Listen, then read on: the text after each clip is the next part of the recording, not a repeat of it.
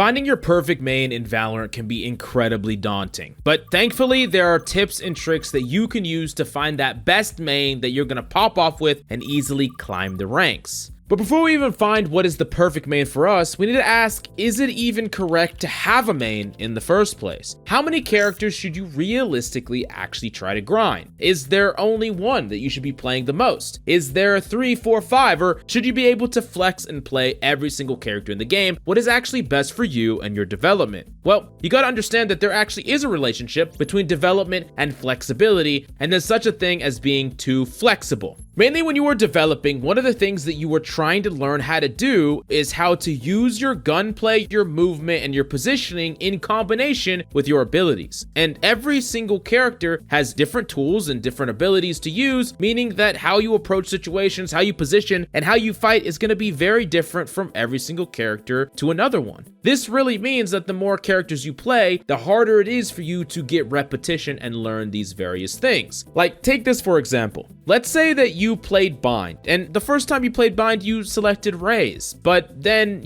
5 maps later, you run into Bind again, and you actually are gonna play Yoru this time. Now, this could be a major problem, and you might be asking, why? I played Raze a whole bunch of other times on a whole bunch of other maps, and see, that's the problem. You need to have repetition on the same environments over and over again with the same tool set. This basically means all the things that you learned the first time you played Bind on Raze, you can't use it in the next time because you're playing a different character that has different tools, which means everything about them, from their positioning to the fights they can take, is fundamentally different. And the problem is there's a lot of other variables that move as well, like what your team is playing and what the opponent's playing and the skill levels of each and every one. So knowing this means that you want to try to have especially map consistency with your agent picks, and more than that, make it so that you're not overly flexible with the characters you're picking, as in you're trying to minimize the amount of characters that you're playing. Now, does this mean that you should be one-tricking and finding only one main to play? No, not necessarily, but it does also mean that you should not be playing 4, 5, 6, 10 characters, because you're not going to get repetition with each one, and this could really stagnate your progress.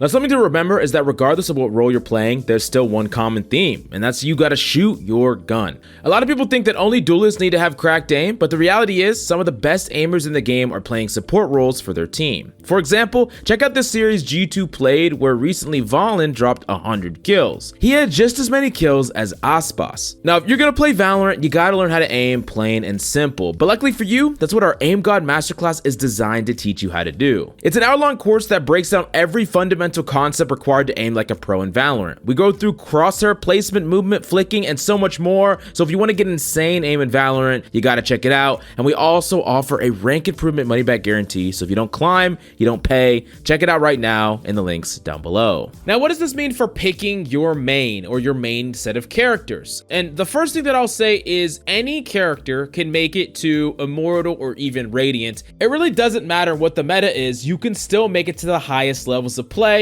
Gun skill and gunplay matter a giant amount in this game, and every single character, even the ones that are weak in the meta, still have abilities and tools that you can use and master to give yourself a leg up on the competition, even in the highest ranks of play. So really, my advice is to pick the characters that you want to play, not necessarily the characters that fit into a meta. Metas can change, but if you truly enjoy the characters that you're playing, you're going to be able to put in more hours and be more attentive to developing on those characters, meaning that you'll become better than grinding a character just because you think it's going to get you wins, when really that could just make you get burnt out and not enjoy the game as much as you otherwise would, and you're never going to grind enough to get good anyways. Now, just because we aren't picking our mains based on the meta doesn't mean that we should ignore the meta entirely, because knowing what characters are popular can help you understand which characters of yours fit best on certain maps against what is being played most often. As an example, let's say that you really like playing KO and you really like playing Raze, and on a map like Ascent, you are more inclined to play KO because the map geometry actually plays to KO's strengths, allowing you to do little lineups with your flashes, allowing you to deny utility, play with your knife. And you learn that KO is very effective on this map, and there's pros even utilizing strategies that you can emulate with that character, so it fits perfectly with the meta and a character that you like to play combined in one. And then you can use your other main, Raze, for some of the other maps that are better suited for her specifically. This doesn't mean that you can't play KO on non-meta maps, and it doesn't mean that you can't play Raze on non-meta maps for her, but it does mean that when those things line up, you try to play towards that. You try to enforce it because you know it's very objectively powerful. You can see the strategies that are being used, and it's going to allow you to better have your hero pool match what is objectively the strongest strategies in the game at the highest level, so that you have a mold or strategy to emulate and utilize in your games. And it's a great way to develop and grow. As you start to climb the ranks, you're going to go up against more and more meta picks, and you're going to understand how your character fits up against a lot of the meta characters and directly be able to study strategies that they use to still succeed with that character in that meta.